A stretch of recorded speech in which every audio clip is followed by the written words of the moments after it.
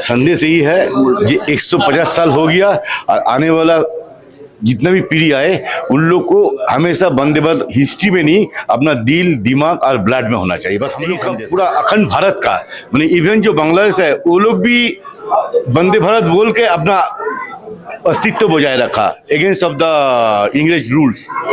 और जो पाकिस्तान है जैसे लाहौर, कराची, बहुत सारी जगह पर ये वंदे भारत ही मूल मंत्र, तो ये मंत्र वो लोग भारत के राष्ट्रीय गीत वंदे मातरम के रचयिता बंकिम चंद्र चटर्जी के 150वें जयंती को लेकर के, इस वंदे मातरम के 150 वर्ष पूरे होने को लेकर के आज दुर्गापुर में एक कार्यक्रम रखा गया था, जिसमें तमाम हिंदू जागरण मंच के लोग मिल करके इस उपलब्धि को 150 वर्ष जो पूरा हुआ है वंदे मातरम का, उसको सेलिब्रेट कर रहे हैं। और वंदे मातरम के थ्रू बंकिम चंद्र चटर्जी जी ने क्या संदेश समाज को देने की कोशिश की, उसको हिंदू जागरण मंच के तमाम लोगों ने आम जन तक पहुंचाया। हम बातचीत करेंगे, सीधे जुड़ेंगे और जानने की कोशिश करेंगे किस तरीके का सेलिब्रेशन आज रहा और क्या संदेश हिंदू जागरण मंच ने दिया। सर, वंदे मातरम 150 वर्ष पूरे हो रहे हैं, एक शताब्दी से कहीं अधिक आगे बढ़ रहा है और वंदे मातरम हमारे देश का राष्ट्रीय गीत है। इसी गीत के बाद, इस गीत को जब बंकिम चंद्र चटर्जी ने लिखा, उसके बाद राष्ट्रीय स्तर पर या हमारे जो आजादी की जो लड़ाई थी उसमें एक व्यापक परिवर्तन देखने को मिला और जन जन तक, जन जन की जुबान पर वंदे मातरम आया और इस गान से अंग्रेजों की नींव हिल गई। आज क्या संदेश देने का कोशिश की? ये सही बात है, वंदे मातरम बोल के अंग्रेज को इसमें डर था और ये वंदे मातरम स्वतंत्र आंदोलन में इसका जो भूमिका था, इसमें से जो स्वाधीनता संग्रामी लोग जो आए हैं वो वंदे मातरम बोलते बोलते फांसी में लट गया था। और वंदे मातरम एक आवाज में देश का स्वतंत्र के लिए जनगण में जो जागरण हुआ था, ये हमारा गर्व का विषय है। जो बंकिम चंद्र ने यहीं पर जन्म लिया था, लेकिन दुर्भाग्य की बात ये भी है जो बंकिम चंद्र जो लिखा है आनंद मठ में जो प्रकाशित हुआ था, जिसके लेकर पश्चिम से पूर्व, उत्तर से दक्षिण भारत एक नारा लगा है इसमें आया, लेकिन बंगाल का जनगण के इस बारे में अभी जो स्थिति है इसको जागृत करना है, इसको भूल किया है जो ये मंत्र बंगाल से आया है। दूसरा बात है, अभी ये मंत्र देके, क्योंकि ये मंत्र शुरू हुआ था, इसका अभी तो दुर्भाग्य की बात है ये जो गीत है पूरा गीत हम गा नहीं सकता है, कोई बाधा है, क्यों डाल रहा है इसे बाधा हमको दे रहा है। और अपना मन में इसको बारे में कोई सोच है क्या? ये हमारा देश को और स्वराज में जो हम चाहता है स्वतंत्र स्वाधीन हो गया, ये स्वतंत्रता ये हमारा आया ही नहीं। बंकिम चंद्र का ये लेख आज हम घर घर में जाके, गीत क्लब में जाके, कोई बस्ती में जाके इस गीत को हम एक्सप्लेन कर रहा है, इसको बोल रहा है और उसको मन में वंदे मातरम की भावना जागा के एक परिवर्तन का वातावरण करने के लिए हम सामने आगे जा रहे हैं। वंदे मातरम जब हम कहते हैं तो हम ये मानते हैं कि हम इस मिट्टी के पुत्र हैं और ये मिट्टी हमारी माँ है, ये बंकिम दा ने हमको सिखाया। लेकिन इसी देश की सबसे बड़ी पंचायत संसद भवन में वंदे मातरम गाने से कुछ सांसदों का विरोध होता है, वो कहते हैं हम वंदे मातरम नहीं गाएंगे। क्या कहना चाहेंगे? यही तो बात है ना, जो वंदे मातरम गीत है ये, इसमें कोई इधर जो देश में हमारे शासन यंत्र में जो लोग आए थे इनके पास ये आ गया ये हिंदुओं का गीत है और ये हिंदू सेंटिमेंट खड़ा करके इसको बनाया जो हम एक गीत करने से किसी को मुश्किल हो जाएगा, किसी असुविधा हो जाएगा, ये नहीं होना चाहिए था। स्वाधीनता संग्राम में इसको जो भूमिका था, इसको सही ढंग से अगर लगा जाता तो ये नहीं होता। तो इसके लिए दुख है हमारा, इसीलिए पार्लियामेंट होने नहीं दिया। फिर भी हमारा ये विश्वास है जो परिवर्तन देश में हो रहा है ये पूरा गीत होगा ही होगा और यही हमारा 150 साल का जो आंदोलन का जो रूपरेखा है इसको सामने लाएंगे और इसको गीत को हम पूरा करेंगे। देश भर में वंदे मातरम का लहर बहाएंगे, देश पूरा विश्व में एक अच्छा स्थान पे जाएंगे, हमारा विश्वास। वंदे मातरम देश भर में लागू हो, लेकिन जब गृह राज्य जो बंकिम दा का है वहां पे अगर वंदे मातरम का विरोध हो, अपने घर में विरोध हो, तब क्या कहेंगे? बंगाल में कई लोग वंदे मातरम गाने से गुरेज करते हैं, वो मना करते हैं वंदे मातरम नहीं गाएंगे। ये हमारा ये दुर्भाग्य की बात है। इधर का जो हिस्ट्री है, यहीं पर जो लोग संग्राम में सामने काम किया है, इनका पास पाश्चात्य विदेशी का जो चिंता था इसमें से बंकिम चंद्र को दूर हटाया। अभी जो कलकत्ता में और दूसरे जगह में जहाँ वंदे मातरम गीत हो रहा है, बंगाल में इसको बंगाली के हृदय में है, लेकिन कोई पॉलिटिकल नेता इसको मोटिवेट करके उसको बाहर निकल रहा है। एक्चुअली हमारा मन में जो है बंकिम चंद्र जो लिखा है, ये बंकिम चंद्र का स्थान अच्छा है। परिवर्तन बंगाल में भी हो रहा है। अभी जहां उनका जन्म हुआ था उस जन्म स्थान में वही का जो वासी हो है वो लोग भी इस काम में जुड़े हुए हैं। इसके बड़ा काम हो रहा है बंगला में भी, इसका परिवर्तन होगा जरूर।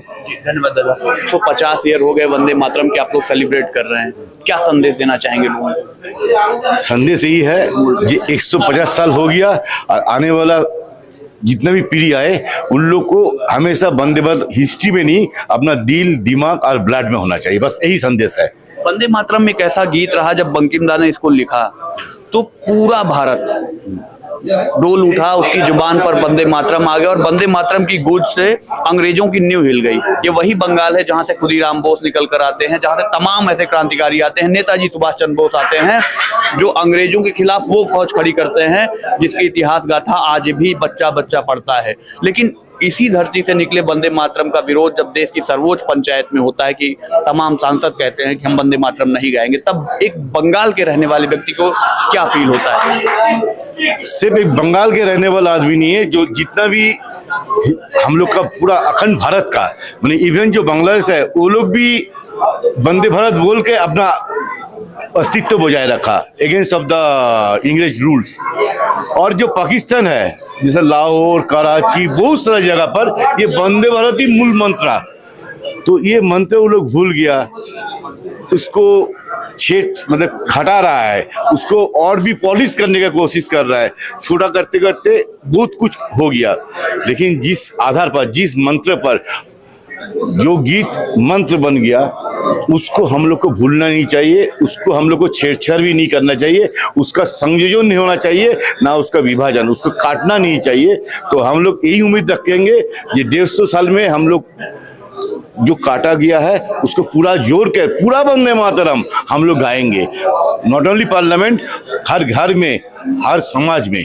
बंगाल के लोग जो आज इस परिवर्तन की जो बयार बह रही है, जो चुनावी माहौल पूरे बंगाल में बना हुआ है, एक असमंजस के दौर में है, कुछ लोग कुछ और कह रहे हैं, कुछ लोग कुछ और कह रहे हैं, तो बंगाल के जो लोग हैं वो 23 तारीख को मतदान करेंगे पहले चरण में, उनसे क्या कहना चाहेंगे? 23 तारीख जो मतदान है वो मतदान में सबको पार्टिसिपेट होना चाहिए, क्योंकि ये जिस दिन आप ये भारत का हर नागरिक का फर्ज बनता है सही समय पर जाकर वोट देना, और सरकार का भी यही उम्मीद रखना, ये आश्वासन देना पड़ेगा ये जो मेरा सिटीजन है उसको एक भी कुछ ना क्षति हो वोट देने के लिए, तो सरकार क्या करेगा ना, उसको प्रोटेक्शन देगा, और जो लोग वोट देकर सरकार बनाने वाला है उन लोग को वोट देना जरूरी है, क्योंकि तभी प्रोटेक्शन मिलेगा। ये वाइस वर्सा है। बंगाल में जब आप कहते हैं कि सरकार को प्रोटेक्शन देना पड़ेगा, पूरे देश में जब चुनाव होता है तो चुनाव एक महोत्सव के रूप में माना जाता है, मतदान का महोत्सव, लोकतंत्र का महोत्सव कहा जाता है, लेकिन बंगाल में स्थिति ये है कि प्रोटेक्शन अगर नहीं मिलेगा तो वोटर अपने घर से निकलकर इस महोत्सव में शामिल नहीं हो पाएगा, वोट नहीं कर पाएगा। तो बंगाल में ऐसी परिस्थिति कैसे बन गई दादा? ये एक दिन में ये परिस्थिति जो है वो एक दिन में नहीं बना, ये बहुत मतलब 70 का बाद से ये शुरू हुआ, और सबको ही बोलते हैं बंगाल जो बांग्ला है वो क्रांति का बीज बहता है, तो ये भी एक क्रांति का बड़ा क्रांति लाने के लिए ये सब हुआ, और दिन अच्छा आ रहा है, और ये क्रांति वाला जो ब्लड है ये कभी खत्म नहीं होगा। 23 तारीख वोट है, 4 तारीख काउंटिंग है, इसके पास परिवर्तन होगा। अच्छे दिन आएंगे? नहीं, परिवर्तन होगा। अच्छा दिन आएंगे तो डेफिनेटली अच्छा दिन चल ही रहा है, परिवर्तन आएगा बंगाल में, परिवर्तन होगा एकदम 100%। 7%। दादा क्या कहना चाहेंगे, बंगाल की स्थिति ऐसे कैसे बन गई कि वोटरों को सुरक्षा देनी पड़ रही है? लोकतंत्र का महोत्सव होता है, एक लोकतांत्रिक देश है ये। देखिए, बंगाल एक कम्युनिस्ट जब बंगाल में रूल किया, एक कम्युनिस्ट में पहले बार ये रिगिंग और वोट दान के लिए आदमी को डराना, धमकाना, चमकाना, एक कम्युनिस्ट का कल्चर था है। एक कम्युनिस्ट में लाए और तृणमूल इसको अडॉप्ट कर लिया। लेकिन हम सारा इंडिया में मतदान होता है, कहीं पर कोई झगड़ाझाटी नहीं होता है, मर्डर नहीं होता है जो बंगाल में होता है। ये मेरा लज्जा है। हम इस बार इस चुनाव में हम सब बंगाली वासी को बोलता है जो तुम निर्भय में जाओ, मतदान करो एकदम। ये अभी पलटानो दरकार है, चाहे बीजेपी सरकार एकदम, क्योंकि ये बंगाल हम चाहते नहीं जो बंगाल अभी है। तो इसलिए हम ये बार पलटाएगा। ऐसा बंगाल चाहते हैं हम ये सोनार बांग्ला चाहते हैं। क्यों तो कह रही है सोनार बांग्ला बनाएंगे? नहीं नहीं, दीदी तो झूठ बोलता है, हर टाइम झूठ बोलता है। दीदी तो वोट का राजनीति के लिए वो तोषण का राजनीति करता है। वो हिंदूদের को तो डायरेक्टली धमकाता है, चमकाता है। ये तो बंगाल का तो कल्चर नहीं है। तो इसलिए हम चाहते हैं कि इस बार चुनाव में एकदम कमल बटन दबाओ और गवर्नमेंट को चेंज करो, क्योंकि ये गवर्नमेंट हम लोग चाहते नहीं है। धन्यवाद दादा। तो देखा आपने जिस तरीके से तमाम लोगों से हमने बात की, उन्होंने अपनी राय को रखा, उन्होंने अपनी राय बताई। और जिस तरीके से बंकिम चंद्र चटर्जी द्वारा रचित वंदे मातरम गीत के 150 साल पूरे हुए, और ये धरती जहां हम खड़े हैं ये वही धरती है जहां से बंकिम दा ने इस गीत को लिखा था। आप इस वीडियो को देखकर क्या सोचते हैं, अपनी राय कमेंट बॉक्स में हमें जरूर दीजिएगा। बहुत बहुत धन्यवाद।